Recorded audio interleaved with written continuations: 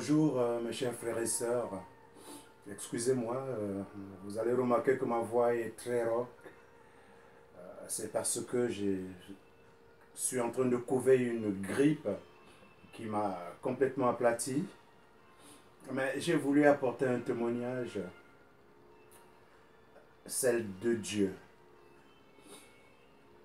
Celle qui unit l'homme à Dieu. Le témoignage de ma causerie avec ma conscience. Il est écrit que nous sommes créés à l'image de Dieu. Or, nous savons tous que Dieu est amour. Mais qu'est-ce qui se passe dans ce monde aujourd'hui? La distinction est claire. Les enfants de Dieu font un effort, je dis bien font un effort, de rester amour. Tandis que les enfants de la perversion font de leur mieux pour rester matériels. Ils osent même séparer l'amour, donc Dieu, de la politique. Donc ils font un distinguo entre la politique et des supposées religions. Mais la religion n'est que le fait de l'homme. Dieu parle d'une assemblée, une assemblée de Dieu. Et dans cette assemblée, on doit retrouver les enfants de Dieu. Aujourd'hui, regardez combien de fois les enfants de la perversion ont chamboulé tout le plan de Dieu. Au commencement, n'est-ce pas que c'était les rois qui gouvernaient? Et les rois gouvernaient en intelligence avec les prophètes, donc avec Dieu, jusqu'au jour où l'homme perverti a décidé de revendiquer devant le prophète d'être autonome politiquement, donc de ne plus recevoir les ordres de Dieu et de les exécuter auprès du peuple de Dieu. Le prophète s'est mis en colère. Le prophète a trouvé extravagant que cette demande de l'homme de vouloir s'appartenir. Mais Dieu a dit au prophète, ben non, puisqu'ils veulent de la politique gouvernée par l'homme, mais donc laisse-leur cela. C'est ça le libre arbitre. Dieu nous l'a offert pour nous mettre à l'épreuve. Mais regardez où est-ce que nous avons amené la terre. La science et la technologie, vous allez aussi séparer ça de Dieu? Ben non, il est écrit dans le livre de 2 Corinthiens 3, le verset 16 et 17, toute écriture est inspirée de Dieu et utile pour enseigner, pour convaincre, pour corriger, pour instruire dans la justice, afin que l'homme de Dieu soit accompli et propre à toute bonne œuvre. 2 Corinthiens 3, les versets 16 et 17. Mais tout a été prévu, nous sommes créés à l'image de Dieu et Dieu parle de toute écriture. Donc tout ce que l'homme met à la disposition de l'humanité est du fait de Dieu parce que nous sommes créés à l'image de Dieu. Où est-ce que l'homme, mais alors je parle de l'homme perverti, où a-t-il trouvé l'idée qu'il faut séparer la politique des affaires de Dieu? La religion aujourd'hui est devenue le fait de l'homme. Mais regardez ces fameux hommes politiques qui ont demandé à Dieu de leur séparer de la divine grâce. Mais tous les jours que Dieu fait, mais vous les voyez défiler tous, aller se courber devant le pape et embrasser la main du pape. Mais regardez cette forme de perversité qui convient à l'homme, alors que dans le passé, il suffisait que le roi gouverne selon les instructions de Dieu et ils avaient l'intermédiaire du prophète. Je me répète à dessein. Aujourd'hui, on nous a mis un outil qu'on appelle l'Internet, le numérique. Oui, le libre arbitre ou la liberté. Il y en a qui utilisent cela pour du libertinage. Mais ils montent avec ostentation, aller déclarer des fadaises, des inepties, séparant la politique d'une prétendue religion. Mais religion de quoi? Quelle politique aujourd'hui dans ce monde? Mais je m'en vais poser la question de savoir pourquoi donc, selon les chrétiens, Christ va revenir. Et ce Christ va revenir pour gouverner.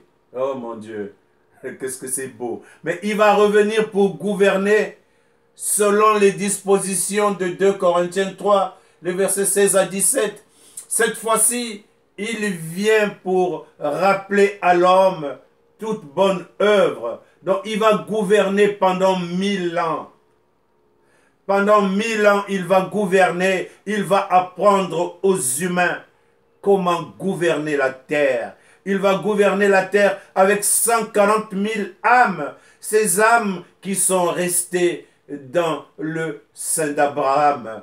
Ces âmes qui sont demeurées dans la justice, dans l'amour et dans la bonne œuvre. Ce sont ces âmes qui vont gouverner avec Christ. Et en ce moment, l'homme, tout homme sur la terre, aura ce qu'il veut. Mais quand on parle de ce qu'il veut, c'est l'essentiel. Une maison, une épouse, des enfants, une voiture et tout ce qu'il faut pour vivre décemment sur la terre. Voilà le plan que Dieu a prédisposé pour nous. Alors, les humains qui veulent afficher leur ignarité, ils n'avaient qu'à le garder pour eux-mêmes, sinon ils vont pervertir leurs pauvres épouses, ils vont pervertir leurs pauvres enfants, parce qu'en tout état de cause, ces hommes qui arrivent en cravate devant les chaînes de télévision, devant leur caméra vidéo ou leur téléphone, généralement, ce sont des hommes qui portent la jupe à la maison et les femmes portent la culotte. Mais nous connaissons cette histoire de ces cadets qui ne sont même plus capables de respecter leurs aînés. Et publiquement, ils affichent leur connaissance ou leur attitude connaissante sous prétexte des diplômes. Mais mon Dieu, est-ce que la vie se résume à un bout de papier qu'on est allé rechercher dans un domaine bien déterminé? Ou la vie consiste-t-elle à une connaissance générale, intelligemment ordonnée, pour être capable d'interagir avec l'autre, avec déférence, avec respect, avec la communication harmonieuse, celle qui consiste à émettre. Et lorsqu'on émet, l'autre écoute.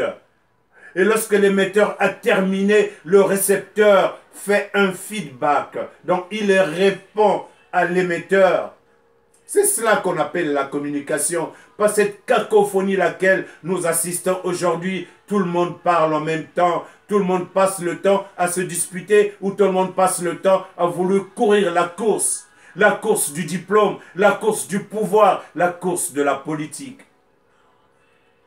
Ils ont peur que l'homme de Dieu, qui lui est accompli pour toute bonne œuvre, arrive gouverner dans la justice et l'amour. On ne peut pas séparer la politique de Dieu. Au contraire, pour que les choses, les affaires de la terre soient bien gouvernées, il faut qu'elles soient gouvernées par les hommes de Dieu. Il faut qu'elles soient gouvernées par ceux-là qui ont Christ en eux. Ceux-là qui ont le Seigneur, l'amour en eux. Quand je parle de Christ, je parle de l'état d'élévation du niveau de la conscience. Cet état transcendantal, laquelle aujourd'hui, selon les symboles, Christ est sorti du tombeau et plus que vainqueur, il a lévité pour repartir vers le Père en attendant de préparer son avènement. Il est écrit qu'il est assis à la droite du Père et le Père doit faire de ses ennemis son marchepied et lorsque tout cela est accompli, Christ reviendra. Mais cela va être précédé par des calamités. Nous avons déjà les premiers signes, nous attendons les derniers, puis viendra la fin. C'est la belle causerie que j'ai eue avec ma conscience. La causerie qui me rappelle que sans la justice, sans l'amour, sans l'œuvre de Dieu, nous ne pouvons rien du tout. Chers bien-aimés, je vous prie de prendre vos stylos et vos petites feuilles de brouillon ou de la calligraphie Prenez note de 2 Corinthiens 3, les versets 3, les versets 16 et 17, qui parlent de l'écriture inspirée de Dieu. Mais toute écriture, inspirée de Dieu, pas l'écriture falsifiée. Je ne parle pas de l'écriture falsifiée, mais de l'écriture inspirée de Dieu. Utile pour enseigner, pour convaincre, pour corriger, pour instruire dans la justice, afin que l'homme de Dieu soit accompli et propre à toute bonne œuvre. Chers bien-aimés, il est temps que vous puissiez comprendre que tout est interlié.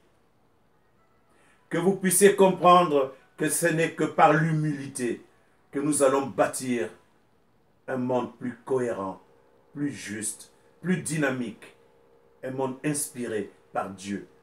Et c'est ce monde inspiré par Dieu qui va produire des hommes, cette nouvelle race qui va gouverner la terre dans l'amour et dans la justice. J'ai voulu faire ce point pascal pour attirer l'attention de ceux-là qui s'affichent pour plaire, de ceux-là qui s'affichent comme en période élective ou électorale pour aller chercher les suffrages. Je n'ai pas besoin d'un parti politique pour m'exprimer. Je n'ai pas besoin d'un parti politique pour agir positivement pour mon pays. Je parle du Canada, lequel j'ai été adopté avec beaucoup d'humilité. Je n'ai pas oublié mes racines. Je parlerai du Congo-Brazzaville, ce pays qui est gouverné par un barbare, par un système crapuleux, un système criminel qui est encouragé par l'oligarchie, celle de la France, celle de l'Europe. Et l'Amérique du Nord n'intervient pas pour arrêter ce désordre sous prétexte de partage, ce partage qu'ils ont organisé de manière crapuleuse, de manière sauvage. En réalité, les sauvages, c'est ceux-là qui ont amené l'esclavage. Les sauvages, c'est ceux-là qui continuent à dominer les autres au lieu de partager tout ce que Dieu a mis à notre disposition. La terre nous a été offerte gratuitement par Dieu. Les richesses qui s'y trouvent, ce sont les richesses pour l'humanité. Mais puisque vous avez divisé la terre, mais alors pourquoi continuez-vous à jouer les petits arbitres pour aller prendre gratuitement chez les autres? Mais pourquoi ces mêmes autres qui habitent chez eux, mais ils ne sont chez eux que parce que vous en êtes encore les patrons? Parce que c'est vous qui établissez toutes les règles. Et dans ces règles, il n'y a que vous qui êtes les propriétaires. Les autres ne sont que des simples sujets. Vous ne le dites pas clairement, mais ça se distingue dans la façon de faire. Puisque ces autres, où se trouvent ces richesses, pour entrer ici chez nous, ils doivent présenter des papiers réguliers, comme vous le dites. Mais est-ce que la réciproque est-elle vraie? Nous voulons une terre pacifique. Nous plaidons pour une terre équitable, où l'amour, la justice va dominer dans le cœur de l'homme et dans les actions de tous les jours. C'est encore possible. C'était une causerie avec ma conscience. Et croyez-le, je suis en parfaite harmonie avec ma conscience. Parce que je ne dépends que de Dieu. Je n'attends rien de personne. Je n'attends rien de personne. Sans exception. Je dis bien de personne. J'attends tout de Dieu. Si un être humain peut se souvenir que je lui ai fait du bien, qu'il me rende le bien, que Dieu soit loué. Qu'il me rende le mal, que Dieu soit loué. Mais tout se paye. Tout. La gratitude se paye. L'ingratitude aussi se paye. Et ça se distingue dans la rétribution. Le mode de rétribution. Le respect, la déférence, la morale, l'éthique, laquelle, lorsque j'ai été enseigné à l'université ici au Canada par M. Debune, un Belge, un homme très très intelligent devant l'Éternel, il m'a dit, Kiwangu, je m'en vais en retraite.